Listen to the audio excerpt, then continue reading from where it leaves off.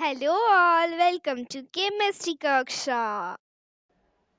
देखो, last lecture में हम लोग बात किए थे factors influencing rate of chemical reactions, और उससे पहले एक टर्म तुमको डिफाइन करके बताए थे, ऑर्डर। आज बात करेंगे मॉलिक्यूलैरिटी किसको कहते हैं, किसी रिएक्शन के लिए मॉलिक्यूलैरिटी को कैसे डिफाइन करते हैं। तो पहले एक बार डेफिनेशन सुनो, फिर इसमें जो रिलेटेड जो भी टर्म आएगा उसके लिए बात करेंगे। मॉलिक्यूलैरिटी को डिफाइन करते हैं total number of reacting species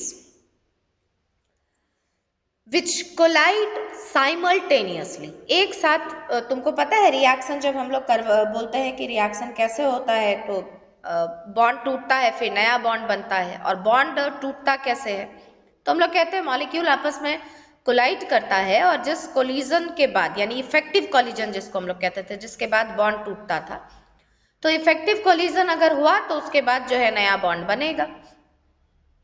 सो मॉलिक्यूलैरिटी हम क्या कह रहे हैं, एक बार फिर से समझो, total number of reacting species, आप रिएक्टेंट्स भी बोल सकते हैं, और ऐसे भी कहते हैं लोग total number of moles of reactants, but actually this is total number of molecules of reactant और reacting species which collide simultaneously in an elementary reaction is called molecularity of the reaction.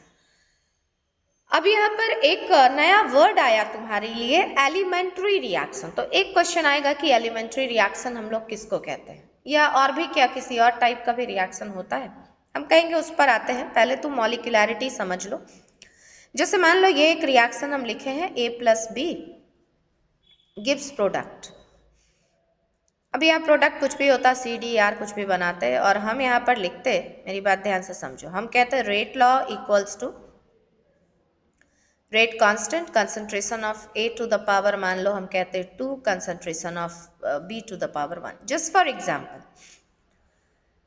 क्योंकि rate law हम तुमको बताए थे कि ये experimental fact है, और हम इसको एक्सपेरिमेंट देख करके लिखते हैं। मॉलिक्यूलैरिटी को इस एक्सपेरिमेंटल फैक्ट से कुछ लेना देना नहीं है। अगर ये एक एलिमेंट्री रिएक्शन है, बिल्कुल हमारे एलिमेंट्री रिएक्शन किसको कहते हैं ये बता रहे, पहले सुन लो। अगर ये एक एलिमेंट्री यानी एक सिंपल रिएक्शन है, तो इसके रिएक्टेंट के मॉलिक्यूल्स का जो टोटल नंबर होगा वही इस रिएक्शन का मॉलिक्यूलैरिटी कहलाएगा। यानी यहां हम कहते मॉलिक्यूलैरिटी ऑफ रिएक्शन इक्वल्स टू, अभी जो एग्जाम्पल लिखे उसके हिसाब से कहते मॉलिक्यूलैरिटी ऑफ रिएक्शन इक्वल्स टू, क्योंकि A का एक मॉलिक्यूल है सो 1, B का भी एक मॉलिक्यूल है सो 1, total number of molecules of reacting species हो गया 2, सो मॉलिक्यूलैरिटी इज 2। और हम कहते हैं this is example of by molecular reaction. ये एक बाई मॉलिक्यूलर रिएक्शन है। जैसे ऑर्डर में हम लोग बात करते थे, याद करो, ऑर्डिनल नंबर्स है ना, first order second order like that. यहाँ पर यूनिमॉलिक्यूलर, बाई मॉलिक्यूलर ऐसे बात करेंगे। तो this is example of a by molecular reaction. मान लो कोई कहता, सपोज करो यहाँ नंबर ऑफ जो मॉलिक्यूल्स जो कोलाइड किया A और B का एक बार में, वो सपोज करो यहाँ A था और यहाँ B था, तो मॉलिक्यूलैरिटी हम किसको कहते हैं, तो हम कहते हैं इन दैट केस हम बात करते हैं molecularity of reaction equals to small a plus capital B। यानी मॉलिक्यूलैरिटी, अगर आपका रिएक्शन एक सिंपल रिएक्शन है, या सिंपल रिएक्शन को ही एलिमेंट्री रिएक्शन कह रहे हैं, अगर एक एलिमेंट्री रिएक्शन है तो यहाँ आपको जो मॉलिक्यूल का नंबर दिख रहा है, यानी जो स्टोइचियोमेट्रिक कोफिशिएंट दिख रहा है, आप उसको सिंपली ऐड कर लेते हैं, वही हो जाता है रिएक्शन का मॉलिक्यूलैरिटी। और इंडिविजुअल रिएक्टेंट्स के मॉलिक्यूलैरिटी के लिए बात करोगे तो जो उसका अपना कोफिशिएंट हुआ, जैसे A का मॉलिक्यूलैरिटी यहाँ पर स्मॉल a, B का मॉलिक्यूलैरिटी स्मॉल b। अब एक चीज जो दिमाग में आ रहा होगा कि मॉलिक्यूलैरिटी का वैल्यू क्या क्या हो सकता है। और देखो ये ना तुमसे क्वेश्चन भी होता है, ऑर्डर और मॉलिक्यूलैरिटी में डिफरेंशिएट करने के लिए आपको क्वेश्चन होता है। तो ये साइड वाले पार्ट को हम उसके लिए यूज कर रहे हैं कि मॉलिक्यूलैरिटी और ऑर्डर में अगर हमको डिफरेंशिएट करना होता तो हम कैसे बात करते। ये मान लो मॉलिक्यूलैरिटी के लिए बात कर रहे हैं, और ये मान लो हम ऑर्डर के लिए बात कर रहे हैं। तो सबसे पहले तो डेफिनेशन पार्ट पर जाओ। मैंने क्या कहा, molecularity is the total number of molecules of reacting species which collide simultaneously in an elementary reaction. Total number of molecules of reactants, or you can say reactant species, collide simultaneously.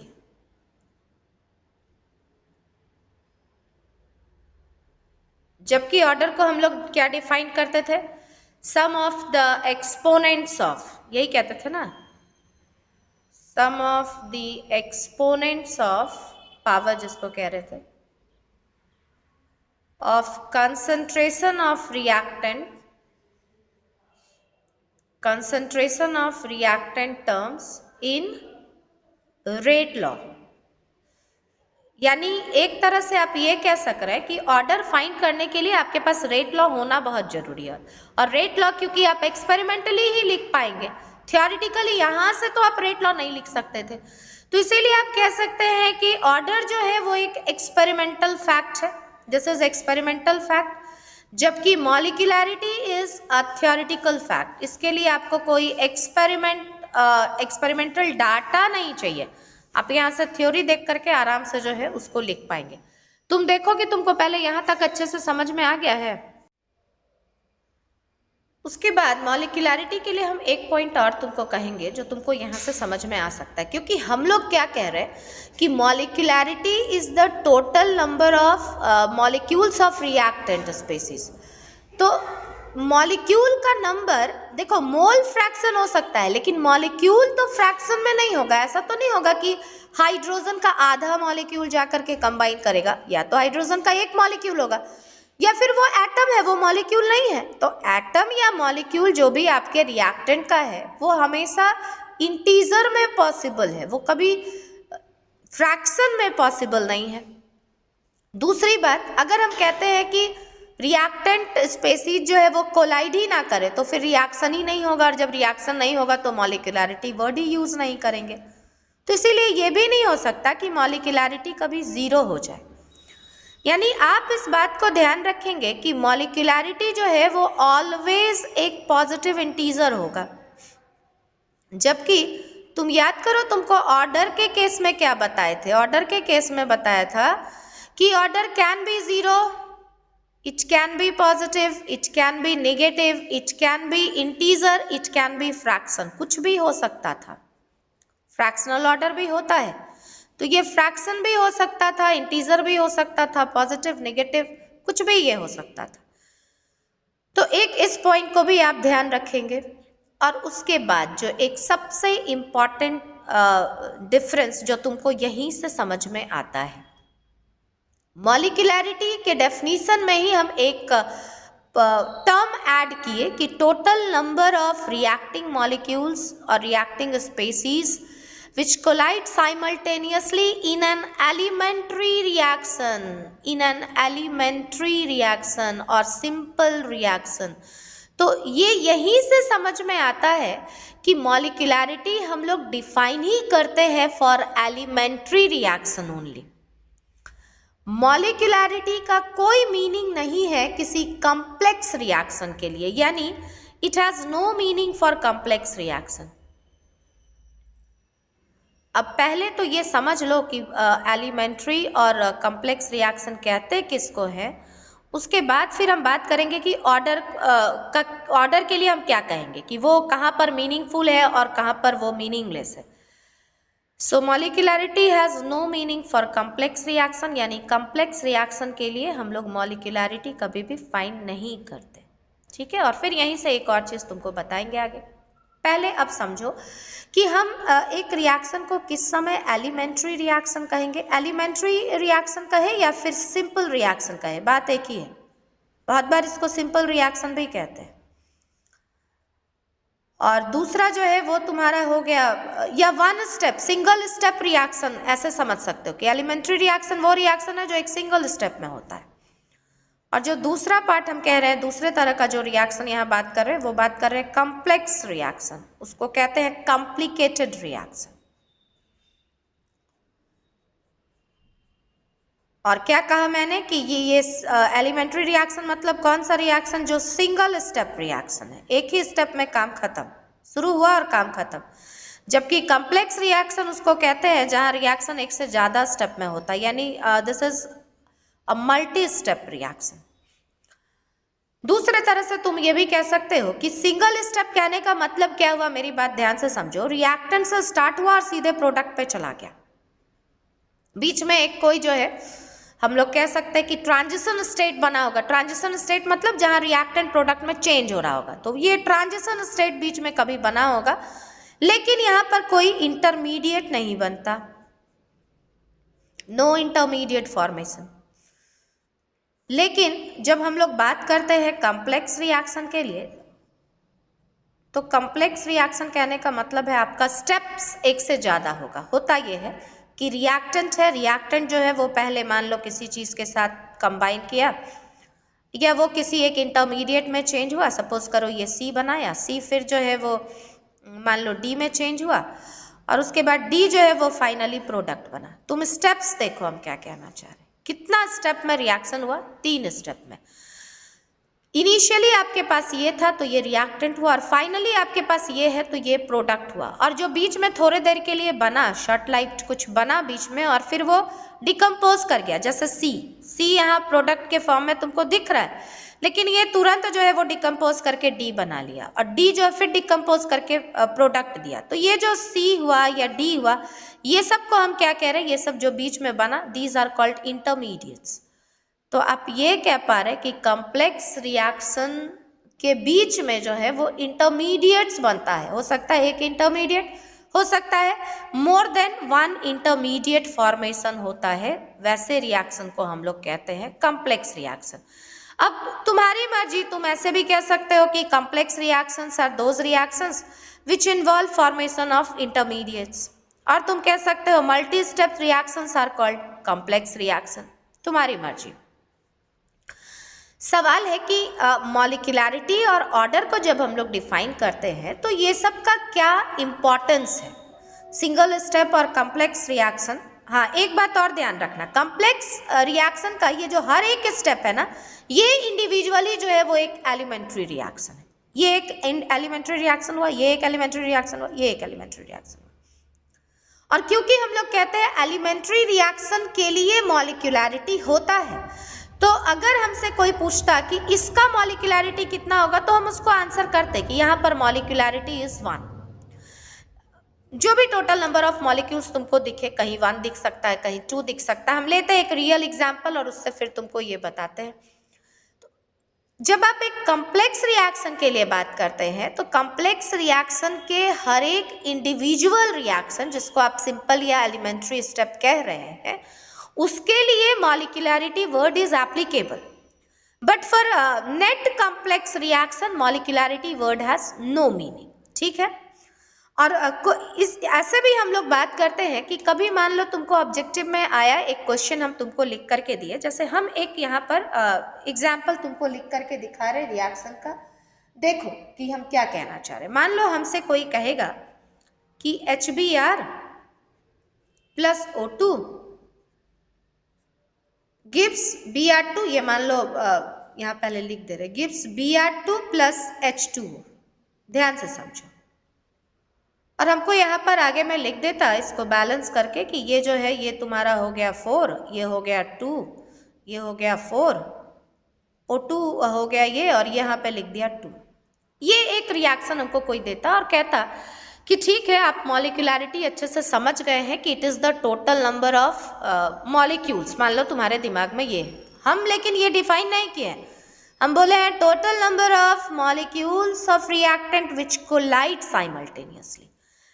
लेकिन मान लीजिए आपको ठीक है, ये तो हम बोले ही है कि ये एक थ्योरेटिकल फैक्ट है, और आप एक एलिमेंट्री रिएक्शन अगर है और आप उससे उसके total number of reactant molecules को ले लेंगे तो वो मॉलिक्यूलैरिटी होगा।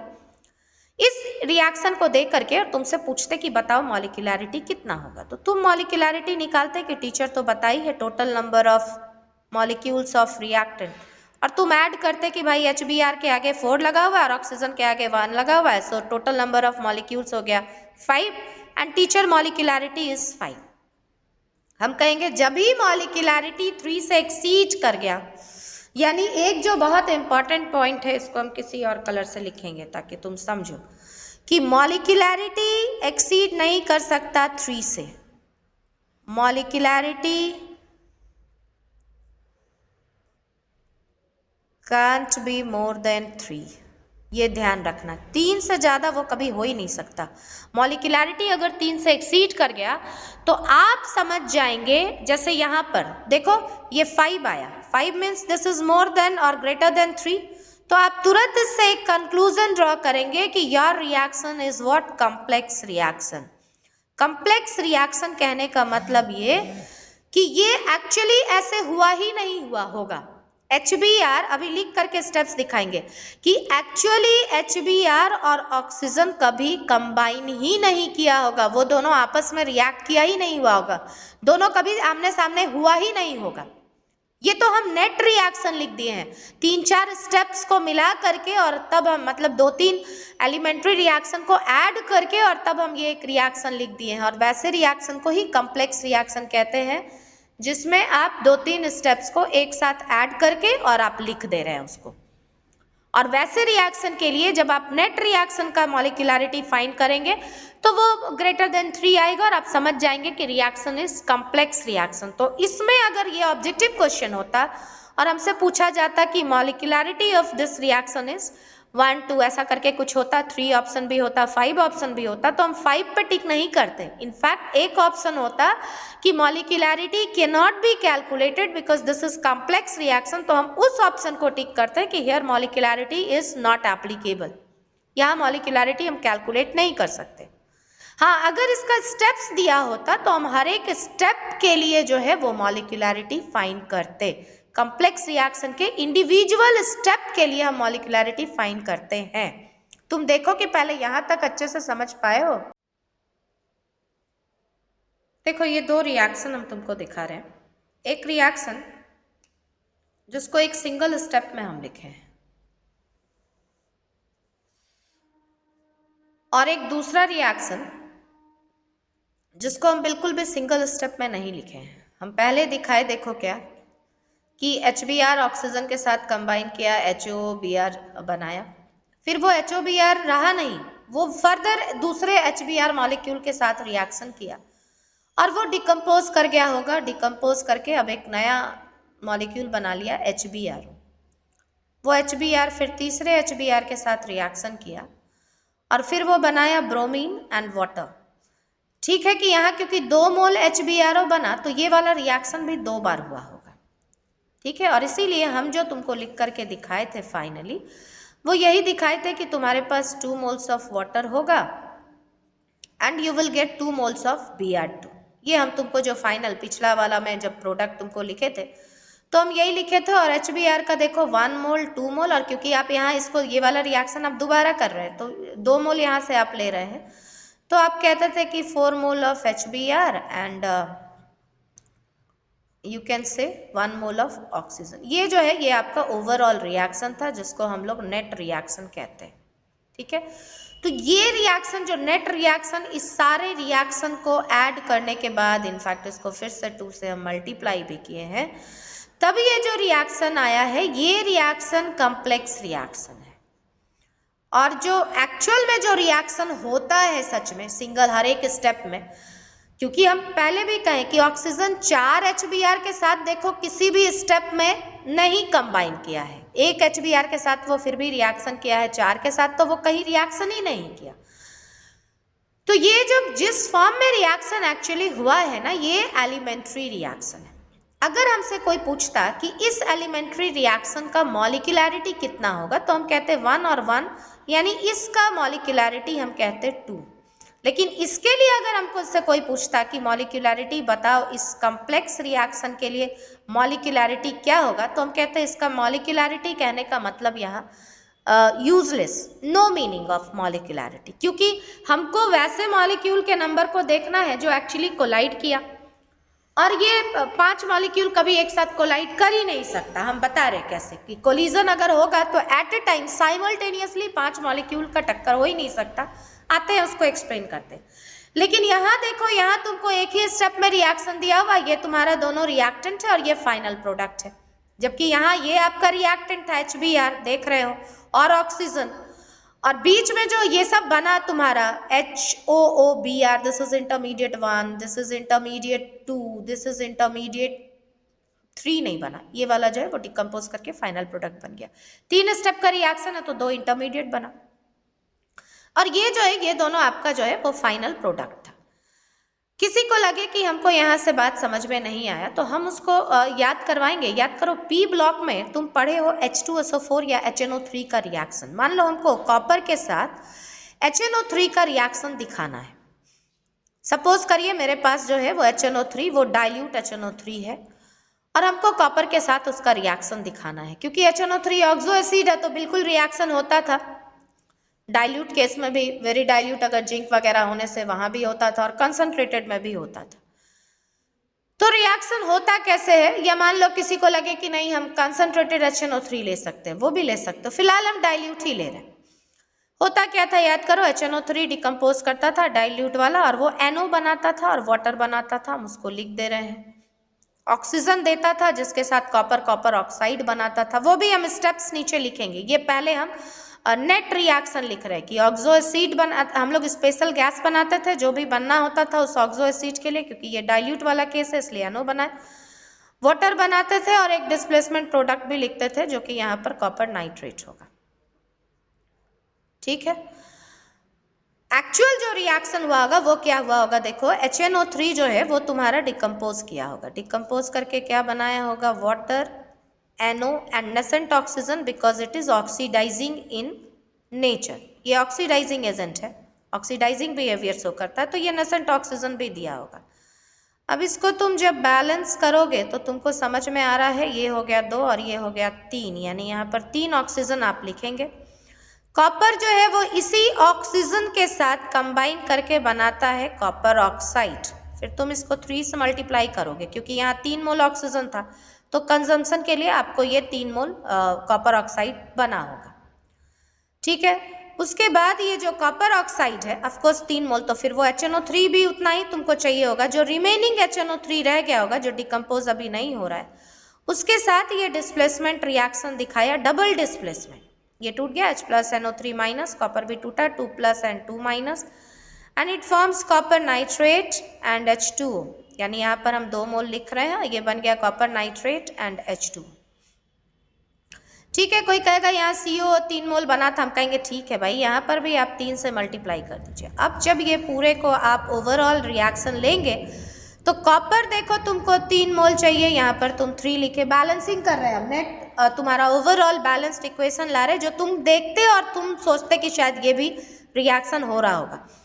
HNO3 देखो यहाँ से 3 2 जा 6 और ये 2 8 HNO3 यहाँ पर तुमको जो है वो कंज्यूम हुआ होगा। ठीक है, उसके बाद कॉपर नाइट्रेट तुमको यहाँ पर 3 मोल मिला और NO जो है वो तुमको 2 मोल्स मिला। वाटर यहाँ से देखो 1 मोल और यहाँ से 3 मोल, यानी तुमको ये 4 मोल वाटर यहाँ पर फॉर्मेशन हुआ। ठीक है, इक्वेशन को ध्यान से देख लो, इक्वेशन बैलेंस्ड है। लेकिन मेरे सवाल का जवाब दो, अगर हम तुमको ये वाला इक्वेशन देते और तुमसे पूछते कि मॉलिक्यूलरिटी बताओ, तो क्या तुम देखते ही नहीं समझ जाते कि हमसे जो है हमको एक कॉम्प्लेक्स रिएक्शन उठा करके दे दिया गया है? क्योंकि जैसे ही तुम यहाँ पर मॉलिक्यूलरिटी फाइंड करते तो ये आता है 8 और 3 11, और हम क्या कह रहे हैं, मॉलिक्यूलरिटी कैन नॉट एक्सीड 3। तो तुम जैसे ही इसका मॉलिक्यूलरिटी निकालते और मॉलिक्यूलरिटी आता 11, तुम समझ गए कि रिएक्शन हमको उठा के दिया है कॉम्प्लेक्स रिएक्शन, और आपको वही वाला ऑप्शन को टिक करना था कि reaction is complex reaction, so molecularity can not be determined. और असल में यहाँ से यहाँ तक पूरे इक्वेशन को, जो इंडिविजुअल रिएक्शन जो एक्चुअल में हुआ है, जहाँ सच में मॉलिक्यूल कोलाइड किया होगा, ये सारा एक एक रिएक्शन एक एक एलिमेंट्री रिएक्शन है, सिंपल रिएक्शन है, जो सच में होता है उसको कह रहे हैं एलिमेंट्री रिएक्शन। और तुम अगर एलिमेंट्री रिएक्शन को देखो तो तुम देख करके समझ पाओगे कि ऐसा कभी हुआ ही नहीं जब कॉपर का मॉलिक्यूल HNO3 मॉलिक्यूल के साथ कोलाइड किया। कॉपर तो ऑक्सीजन के प्रेजेंस में ऑक्सीडाइज हुआ और वो कॉपर ऑक्साइड फिर HNO3 के साथ रिएक्शन में गया। तो इंडिविजुअल जो एक्चुअल सिचुएशन है वो बिल्कुल अलग है उससे जो आपको यहाँ पर प्रेजेंट किया जाता है कॉम्प्लेक्स रिएक्शन में। जो सच में हो रहा है that is elementary reaction, that is simple reaction. या कहो एक स्टेप में आप सीधा शुरू कर रहे हैं और एक कहीं किसी प्रोडक्ट पे जा रहे हैं, वो प्रोडक्ट भी हो सकता है, इंटरमीडिएट भी हो सकता है, अगर अगले स्टेप में जाकर के डिकम्पोज कर जा रहा है तो। और अगर इंटरमीडिएट हो रहा है तो वो कॉम्प्लेक्स रिएक्शन है, और अगर वही फाइनल प्रोडक्ट तो फिर वो आपका रिएक्शन सिंगल स्टेप में हुआ, आप कहेंगे कि वो सिंपल रिएक्शन है। यहाँ एक चीज और चेक कर लो वापस से कि देखो किसी भी जो एलिमेंट्री रिएक्शन है उस इंडिविजुअल एलिमेंट्री रिएक्शन का मॉलिक्यूलैरिटी 3 से एक्सीड नहीं कर रहा। ये 2, ये 1 और 1 2, ये 2 और 1 3, बस यही मैक्सिमम है। आप इससे ज्यादा आप बढ़ ही नहीं रहे। मॉलिक्यूलैरिटी 3 से ज्यादा कभी भी एलिमेंट्री रिएक्शन का होगा नहीं। क्यों? इस चीज को समझो। कोलिजन तुम समझते हो, अगर ये एक मॉलिक्यूल है और कोलिजन हेड ऑन होगा तभी बॉन्ड टूटेगा, साइड से कोलिजन होने से बॉन्ड टूटना नहीं है। तो हेड ऑन मतलब एक एक्सिस पे, चॉइसेस यस, आप इस एक्सिस को लीजिए, चाहे आप इस एक्सिस को लीजिए, चाहे आप इस एक्सिस को, किसी भी एक्सिस पर। तो एक मॉलिक्यूल को एक एक्सिस पर, यानी लीनियर जब हम कोलिजन बात करेंगे तो, और कितना मॉलिक्यूल साइमल्टेनियसली आकर के जो है वो उससे टकरा सकता है। एक इस तरफ से आएगा, इस तरफ से आएगा। अगर यहाँ बात करोगे तो इधर से आएगा, इधर से आएगा, यहाँ बात करोगे इधर से आएगा, इधर से आएगा। तो एक बार में यानी साइमल्टेनियस कोलिजन में तो मैक्सिमम 3 ही मॉलिक्यूल हो सकता है, उससे ज्यादा होने का तो कोई संभावना नहीं है। इसीलिए मॉलिक्यूलैरिटी जो है वो तुम्हारा मैक्सिमम 3 ही हो सकता है। देखो अब जब ऑर्डर के लिए हम लोग बात करते हैं तो ऑर्डर कॉम्प्लेक्स रिएक्शन के लिए डिफाइन करते हैं। जैसे मॉलिक्यूलैरिटी कह रहे हैं ना कि एक कॉम्प्लेक्स रिएक्शन के सारे स्टेप के लिए अलग अलग आप मॉलिक्यूलैरिटी कहते हैं कि इस रिएक्शन का इस स्टेप का मॉलिक्यूलैरिटी क्या होगा। लेकिन ओवरऑल रिएक्शन का मॉलिक्यूलैरिटी नहीं होगा, यानी पूरे कॉम्प्लेक्स रिएक्शन का एज अ होल मॉलिक्यूलैरिटी नहीं होगा। लेकिन जब ऑर्डर के लिए बात करते हैं तो एक कॉम्प्लेक्स रिएक्शन के लिए भी हम लोग ऑर्डर डिफाइन करते हैं। यानी यहां पर हम कह रहे हैं कि कॉम्प्लेक्स रिएक्शन का ऑर्डर होता है। Order is defined for complex reaction. अब सवाल है कैसे? तो उसका जो सबसे स्लोएस्ट स्टेप होता है is defined for complex reaction, लेकिन उस कॉम्प्लेक्स रिएक्शन के उस स्टेप को ढूंढते हैं जो सबसे स्लो है। क्योंकि आप याद करिए ऑर्डर एक एक्सपेरिमेंटल फैक्ट है, और आप रेट लॉ में उसको जिसको इन्वॉल्व करते हैं, जिसके कंसंट्रेशन बढ़ने से रेट बढ़े, घटने से रेट घटे, आप उसी के रिस्पेक्ट में ऑर्डर डिफाइन करते हैं। तो कॉम्प्लेक्स, पहले सुन लो फिर हम तुमको यहाँ पर चीजों को क्लियर करेंगे और तुमको बात समझ में आएगा कि हाँ यही चीज तो हम लोग जानते थे पहले से। हम कह रहे किसी कॉम्प्लेक्स रिएक्शन का जो सबसे स्लो स्टेप होगा, यानी स्लोएस्ट स्टेप जो होता है दैट इज, और उसी स्टेप को छोड़ करके रिमेनिंग स्टेप को हम लोग फास्ट स्टेप ही काउंट कर लेते हैं। तो जो सबसे स्लो स्टेप है, slowest step, that is rate determining step. यानी जो रेट लॉ हम लोग लिखते हैं वो उसी को देख करके लिखते हैं, इसीलिए उसको कह रहे हैं रेट डिटर्मिनिंग स्टेप। और क्यों लिखते हैं ये भी बताते हैं। और इसीलिए जो सबसे स्लोएस्ट स्टेप है बस उसी का हम लोग ऑर्डर डिफाइन करते हैं, और वही उस कॉम्प्लेक्स रिएक्शन का ऑर्डर कहलाएगा। हम एक बार फिर से कह रहे हैं, ध्यान से सुनो। देखो क्यों कह रहे हैं कि स्लोएस्ट स्टेप ही रेट डिटर्मिनिंग स्टेप होगा। मान लो एक एग्जाम्पल के लिए, ये जो पेन मेरे हाथ में है, ये पेन वाली कंपनी इस पूरे पेन को, पूरे स्केच पेन को सपोज करो 3 स्टेप में बनाती है। सबसे पहला स्टेप ये होता है कि वो ग्रीन कलर का पेन का बॉडी, ये पहला स्टेप हम कह रहे हैं कि पेन का ये पूरा बॉडी वो बनाती है, यानी बॉडी, ये आपका पहला स्टेप हुआ। और ये हम कह रहे हैं कि एक दिन में मान लो वो, ये रेट बता रहे हैं तुम कि तुम समझ पाओगे कि रेट स्लो और फास्ट कहने का मतलब क्या है। एक दिन में मान लो इस पेन के बॉडी का वो 100 पीस जो है वो बनाती है। ये पर डे हम बात कर रहे हैं, सारा कुछ अभी पर डे ही बात करेंगे, ठीक है। इसका मटेरियल अगर तुम बढ़ाओगे तो मतलब ये ग्रीन कलर वाला मटेरियल अगर तुम्हारे पास ज्यादा होगा तो पेन का बॉडी ज्यादा बनेगा, ये तुम समझ पा रहे हो। उसके बाद ये जो तुम्हारा इसका जो रिफिल बना हुआ है जिससे ये चल पा रहा है, मान लो ये रिफिल जो है वो कंपनी जो है वो एक दिन में यानी पर डे वो 500 बनाती है। यानी रिफिल मटेरियल अगर आपके पास ज़्यादा, अगर आप इंक लाएंगे तो ये रिफिल मटेरियल भी ज़्यादा बनेगा, ठीक है। तो इसके लिए रिफिल बनने के लिए जो है वो इंक हो गया तुम्हारा मटेरियल, और मान लो ये हम कह रहे हैं ग्रीन प्लास्टिक हो गया तुम्हारे बॉडी का मटेरियल जो कि पेन का बॉडी देता है। ये लिख रहे रिएक्टेंट, ये लिख रहे प्रोडक्ट। और ये कैप है वाइट कैप, यानी इसके लिए वाइट मटेरियल चाहिए जो मान लो किसी कारण से बहुत कॉस्टली है। जस्ट फॉर एग्जाम्पल हम कह रहे हैं ये वाइट प्लास्टिक वाला मटेरियल जो है वो पेन के कैप के लिए चाहिए होता है। पेन का कैप मान लो कंपनी जो है हर दिन सिर्फ 10 ही बना पाती है, 10 पर डे। मेरा सवाल है सबसे स्लो स्टेप तुमको यहाँ पर क्या समझ में आता है कि बॉडी सबसे धीरे बन रहा है या उसका रिफिल सबसे धीरे बन रहा है या पेन का कैप सबसे धीरे बन रहा है? तुमको समझ में आ रहा है कि पेन का कैप जो है वो सबसे धीरे बन रहा है, ठीक है। अब अगर मेरे सवाल का जवाब समझना, हम कहेंगे कि ग्रीन प्लास्टिक पहले हम 1 kg लाते थे 100 पेन जो है पर डे, मतलब 100 बॉडी पर डे बनता था, और हम मार्केट जा करके उस बॉडी को सेल कर या पेन को सेल करके आते थे, स्केच को सेल करके आते थे। हम एक बार फिर से कह रहे हैं, ये सारा डाटा अब हम नीचे लिख रहे हैं, वहां खिचड़ी नहीं पका रहे, ध्यान से समझो हम क्या कह रहे हैं। हम कह रहे हैं जब हम ग्रीन प्लास्टिक पहले इनिशियली हम 1 kg लाया करते थे और दिन के आखिरी में जा करके हम 10 पेन बेच पाते थे। अब सवाल है 10 ही पेन क्यों बेच पाते थे, ज्यादा क्यों नहीं बेच पाते थे? तो हम कहेंगे भाई सबसे जो रेट डिटर्मिनिंग है कितना पेन टोटल बन पाएगा वो तो स्लो स्टेप डिसाइड करेगा, and slowest step is this one. यही है आपका सबसे स्लो स्टेप, स्लोएस्ट स्टेप।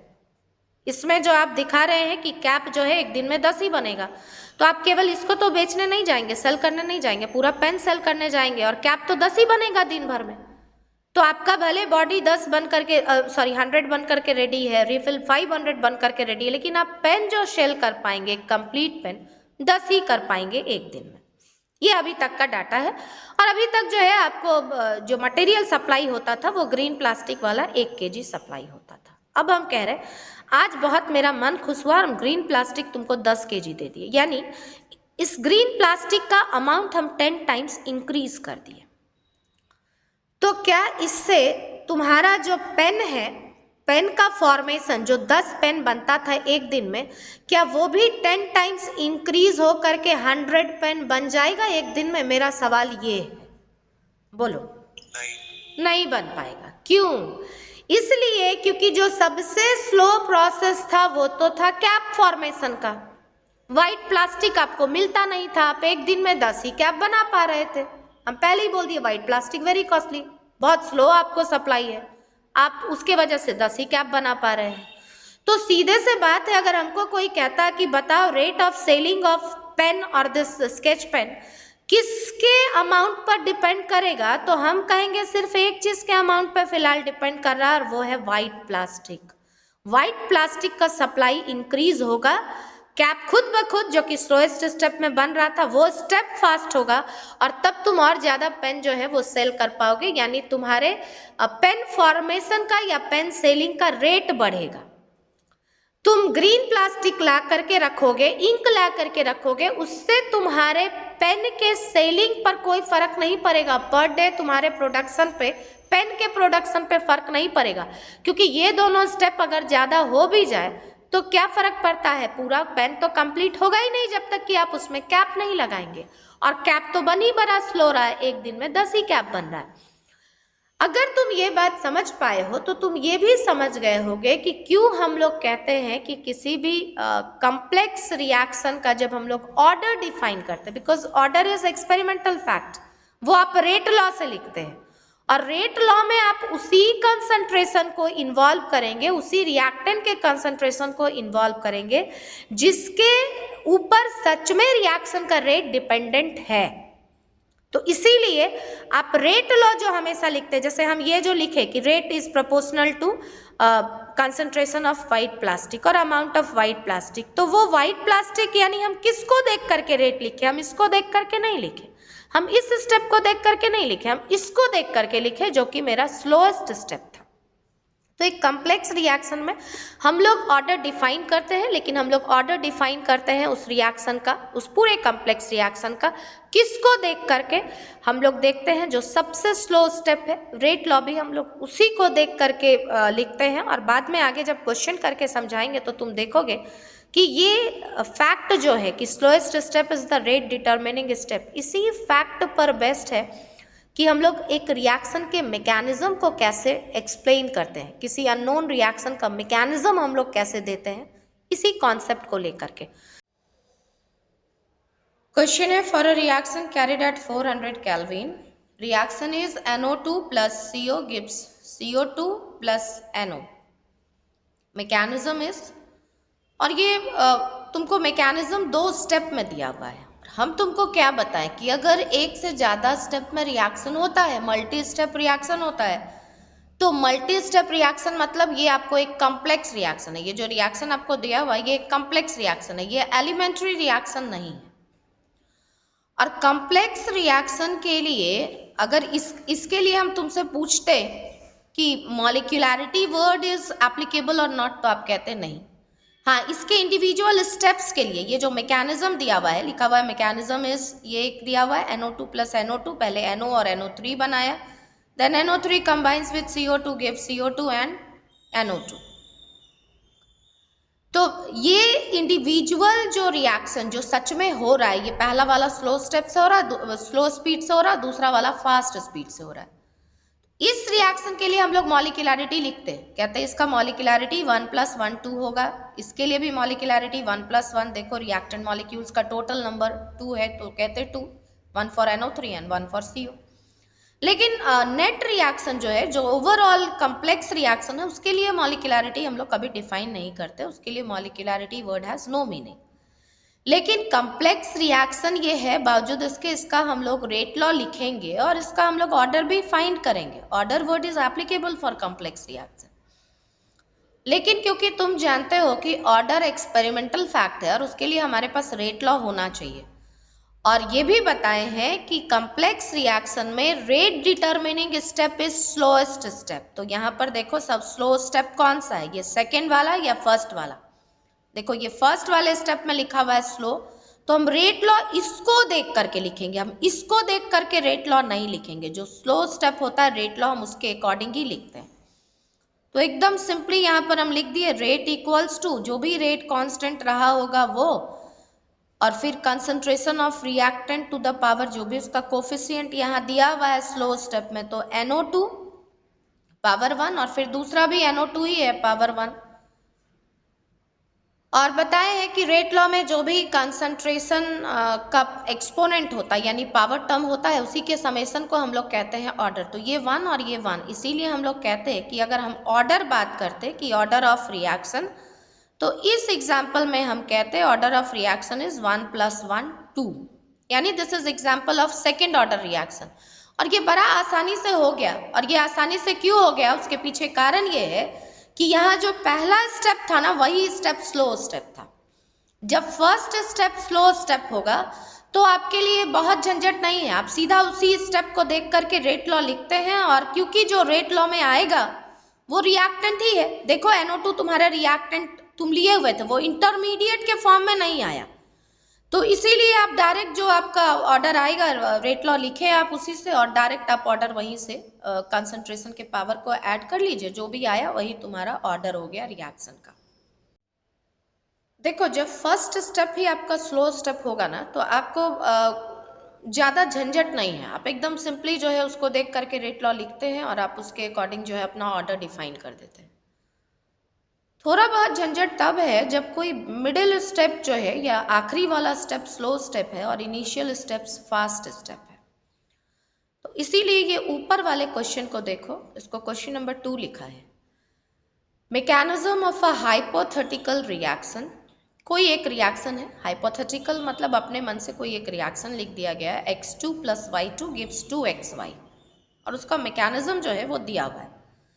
फिर से तुम जान गए कि ये रिएक्शन जो एलिमेंट्री रिएक्शन नहीं है, क्योंकि इसके लिए तो 3 स्टेप दिया हुआ है। पहला स्टेप फास्ट है, दूसरा स्टेप स्लो है, और तीसरा स्टेप जो है वो फिर से फास्ट है। और तुमसे पूछ रहा है कि ओवरऑल ऑर्डर ऑफ रिएक्शन क्या होगा। ओवरऑल ऑर्डर अगर आप रिएक्शन का जानना चाहते हैं तो आपके पास होना चाहिए एक रेट लॉ, और रेट लॉ जो है वो कॉम्प्लेक्स रिएक्शन के लिए आप किससे लिखते हैं, जो सबसे स्लो स्टेप होता है। तो इसको देख के नहीं लिखेंगे, इसको देख करके नहीं लिखेंगे, क्योंकि ये स्लो स्टेप है, इसको देख करके हम रेट लॉ लिखेंगे। अब देखो हम क्या कह रहे हैं कि हम क्यों कह रहे थे कि अगर मिडिल वाला कोई स्टेप जो है वो स्लो स्टेप रहेगा तो आपको थोड़ा सा एक स्टेप आगे क्यों बढ़ना पड़ता है। अगर हम इसको देख करके रेट लॉ लिखे इस स्लो स्टेप से, तो हमको क्या लिखना चाहिए था, rate equals to rate constant concentration of X, क्योंकि यही है इसका reactant, and concentration of Y2। यहां से देख करके तुमको कैसा फील हो रहा है कि शायद जो है वन विथ रिस्पेक्ट टू, यहाँ देखो one with respect to X and one with respect to Y2, तो तुमको ऐसा फील हो रहा है कि ऑर्डर जो है वो 1 + 1 2 होना चाहिए, लेकिन ये होगा नहीं। क्यों नहीं होगा, जरा सा उस बात को समझो। Y2 इज ओके, आप ये आपको जो है अपना आपका ओरिजिनल रिएक्शन दिया हुआ, और आप इस रिएक्शन को देख करके समझ पा रहे कि ये दोनों आपका रिएक्टेंट टर्म है, और ये जो है वो आपका प्रोडक्ट टर्म है, यानी XY is product and X2 and Y2 are reactants. तुम्हारे रेट लॉ में Y2 तो आया, लेकिन X2 नहीं है, ये X है, जबकि तुम देख पा रहे हो यहां पर कि X जो है वो एक्चुअली इंटरमीडिएट बना। X2 पहले डिकम्पोज किया, X बनाया, और वो X फिर Y2 के साथ कंबाइन कर गया।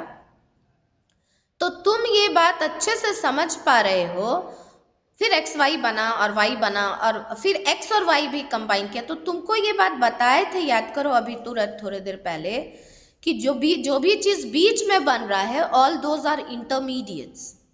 जो तुम्हारे पास इनिशियली है और जो तुम्हारे पास फाइनली है, बस वही काम का है। जो इनिशियल है, इसको जब तुम नेट रिएक्शन को जब तुम ऐड करोगे सारे रिएक्शन को, तो देखो ऐड करने पर तुमको क्या समझ में आएगा, ये यहाँ पर फॉर्म हुआ और यहाँ पर कंज्यूम हो गया, ये यहाँ कंज्यूम हुआ, यहाँ पर फॉर्म किया। तो X एक्चुअली आपके नेट रिएक्शन में है ही नहीं, Y यहाँ पर सेकेंड स्टेप में बना और अगले थर्ड स्टेप में जो है वो कंज्यूम हो गया। तो ओवरऑल तो आपके पास X2 Y2 एंड XY ही है, 2 मोल, ये एक और ये 2 मोल, इसीलिए ऐसा रिएक्शन लिखा हुआ है ओवरऑल। तो जो चीज किसी एक स्टेप में बना और अगले स्टेप में फिर से वो कंज्यूम हो गया, वो तो इंटरमीडिएट है, ये तो इंटरमीडिएट है, ये तो इंटरमीडिएट है। Again Y is also intermediate, क्योंकि अगले स्टेप में वो भी कंज्यूम हो जा रहा। तो आप जो रेट लॉ लिखते हैं वो तो लिखते हैं रिएक्टेंट के कंसंट्रेशन के फॉर्म में, इंटरमीडिएट तो वहां पर इन्वॉल्व नहीं होना चाहिए। तो तुम्हारा मेन ऑब्जेक्टिव अब ये होगा कि तुम इस X को जो है वो अब रिप्लेस करो, ये नहीं होना चाहिए, क्योंकि ये क्या है, ये इंटरमीडिएट है। Y2 इज ओके, वो तो रिएक्टेंट है, लेकिन X को आपको रिप्लेस करना है। अब सवाल है कैसे रिप्लेस करेंगे। ये जो X का कंसंट्रेशन जो हमको इंटरमीडिएट आ गया और इसका कंसंट्रेशन हमको फाइंड करना है, तो हम पहला इक्वेशन जो तुमको एक फास्ट इक्वेशन दिया हुआ है कि ये बड़ा तुरंत हो जा रहा है, एंड अगेन इट डिकम्पोजेस, तो हम यहां से इस स्टेप को यूज करके हम X का कंसंट्रेशन बस केवल फाइंड कर लेंगे। तो अगर इस इक्वेशन को यूज करोगे, इक्वेशन 1 को अगर तुम यूज करोगे, तो मान लो तुम लिखोगे क्या, इक्विलिब्रियम कांस्टेंट इक्वल्स टू क्या लिखोगे, concentration of X into concentration of X by what, concentration of X2। So this will be equal to concentration of X का square will be equal to KEQ concentration of X2। तुमको concentration of X का square नहीं चाहिए, यहाँ तुमको concentration of X चाहिए। तो जब तुम concentration of X फाइंड करोगे तो जाहिर है इसका स्क्वायर रूट करोगे तुम, यानी KEQ to the power square root हम यहाँ पे लिख रहे हैं, और concentration of X to the power भी स्क्वायर रूट यानी पावर हाफ। ठीक है, अब यहाँ तुमको X निकल गया इन टर्म्स ऑफ X2 जो कि तुम्हारा रिएक्टेंट था, तो इसको उठा करके अब इक्वेशन 1 में डाल दोगे। तो इक्वेशन 1 अब क्या हो जाएगा, equation 1 becomes R equals to K जो था कंसंट्रेशन ऑफ X के जगह पर हम लिखेंगे K equilibrium to the power, जो कि एक कांस्टेंट ही है, हाफ, और फिर उसके बाद concentration of X2 to the power half, और फिर आगे इसी के साथ तुम्हारा यहाँ पर ये तो x के जगह पर ये सारा वैल्यू जो लिखे हैं ये तो हम लाए हैं x के जगह पर, k था x के जगह पर हम ये डाल दिए इस यहाँ से, और उसके बाद जो है कंसंट्रेशन ऑफ Y2 मेरा था ही, यानी यहाँ से हम R कह रहे हैं क्योंकि ये भी एक कांस्टेंट है और ये भी एक कांस्टेंट है, तो ये दोनों मिला करके भी कुछ कांस्टेंट आएगा जिसको हम K डैश लिखते रहे। K dash concentration of X2 to the power half concentration of Y2 to the power 1, यानी आपका ऑर्डर हो गया, यही आपका फाइनल रेट लॉ हुआ। क्यों ये फाइनल रेट लॉ हुआ? इसलिए इसको फाइनल रेट लॉ हम लोग कह रहे हैं क्योंकि यहाँ पर अब तुम देखो दो ही चीज आ रहा है, एक x2 और एक y2, और x2 और y2 ये दोनों जो है वो आपका क्या था, देखो x2 and y2 both are reactants, तो रेट लॉ में आपका रिएक्टेंट का ही कंसंट्रेशन आप लिखते हैं। अब ऑर्डर हो गया y2 के रिस्पेक्ट में 1 और x2 के रिस्पेक्ट में हाफ, यानी half plus 1, so order of the reaction is 3/2 that is equals to 1.5। So correct option is option C 1.5। हम एक बार फिर से कह रहे हैं, मेरी बात को सुनो। जब कभी तुमको मिडिल स्टेप अगर स्लो स्टेप है तो इस बात का ध्यान रखना कि तुम्हारे रेट लॉ में कोई इंटरमीडिएट तो नहीं आ गया, नहीं आया देन इट्स वेरी गुड, लेकिन अगर इंटरमीडिएट आ गया तो आप किसी अगर आप मिडिल स्टेप में है तो उसके पहले वो इंटरमीडिएट बना होगा, तो आप उससे ऊपर वाले स्टेप्स को लेकर के इंटरमीडिएट का कंसंट्रेशन जो है वो इन टर्म्स ऑफ रिएक्टेंट निकाल लेंगे और फिर इंटरमीडिएट के कंसंट्रेशन को सब्स्टिट्यूट कर देंगे रिएक्टेंट के कंसंट्रेशन टर्म में, सो दैट कि आपके रेट लॉ में सिर्फ रिएक्टेंट टर्म्स ही आए। इस बात को आपको अश्योर करना है, बस यही एक छोटा सा चीज जो है तुमको ध्यान रखना है। अगर कोई मिडिल का स्टेप जो है वो स्लो स्टेप देगा तो देख लो कि अगर यहाँ तक समझ में आ गया तो बस यही आज के लिए बोलना था। Thank you. Keep watching, keep learning. Bye bye.